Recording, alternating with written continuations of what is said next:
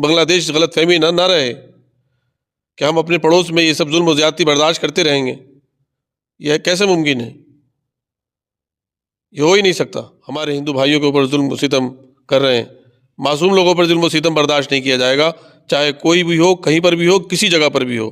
اس کے لیے بھارت سرکار کو اپنی طاقت کا ضرورت پڑے تو اس کا مظاہرہ کرنے میں کوئی ہچکچاہٹ نہیں کرنی چاہیے۔ اگر وہاں معصوموں اور مظلوموں کے ساتھ ظلم کا یہ سلسلہ چلتا رہا تو پھر ہماری حکومت کو اس میں کوئی قدم اٹھانا چاہیے اور صاف پیغام دے دینا چاہیے کہ ہم دنیا بھر کے کہیں پر بھی ہندو بھائیوں کے اوپر ظلم ہو رہا ہے، بھارتیوں پر اگر کہیں بھی ظلم ہو رہا ہو، ہم ان کے ساتھ کھڑے ہیں۔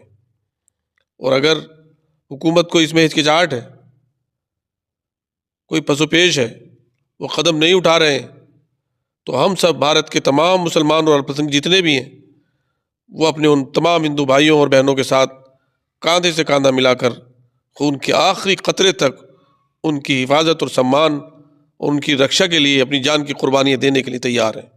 قرآن کریم نے صاف کہا ہے کہ کسی بھی مظلوم اور معصوم کا اگر ناحق قتل ہوا تو ساری انسانیت کا قتل ہوتا ہے۔ انسانیت نہیں مرنی چاہیے۔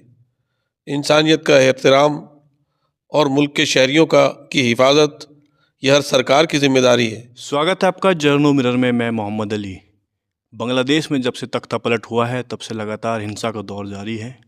وہاں کے جو الپ سنکھیک ہیں ان کا کہنا ہے کہ نئی سرکار ہمارے فیور میں نہیں ہے، ہم کو پریشان کر رہی ہے، لگاتار ہم پر ظلم ہو رہا ہے، جس کے لیے بھارت سے بھی لگاتار آوازیں اٹھ رہی ہیں۔ پردھان منتری نریندر مودی نے بھی اس جو ظلم ہو رہا ہے اس کی نندا کری ہے۔ بنگلہ دیش کے مسئلے پر بات چیت کرنے کے لیے ہمارے ساتھ اس وقت موجود ہیں رامپور کے سانسد مولانا محب اللہ ندوی۔ تو آئیے ان سے بات چیت کرتے ہیں اور جاننے کی کوشش کرتے ہیں کیا ہے معاملہ۔ مولانا صاحب، بنگلہ دیش میں لگاتار جو ہندو الپ سنکھیک ہیں ان پر ظلم ہو رہا ہے، کیا کہنا؟ یہ دیکھیے، ظلم ہے کہیں پر بھی ہو، چاہے وہ بنگلہ دیش میں ہو یا سعودی عرب میں ہو، پاکستان میں ہو یا کسی اور کنٹری میں ہو، اور سارے انسان ہونے کے ناطے سب بھائی بھائی ہیں آپس میں۔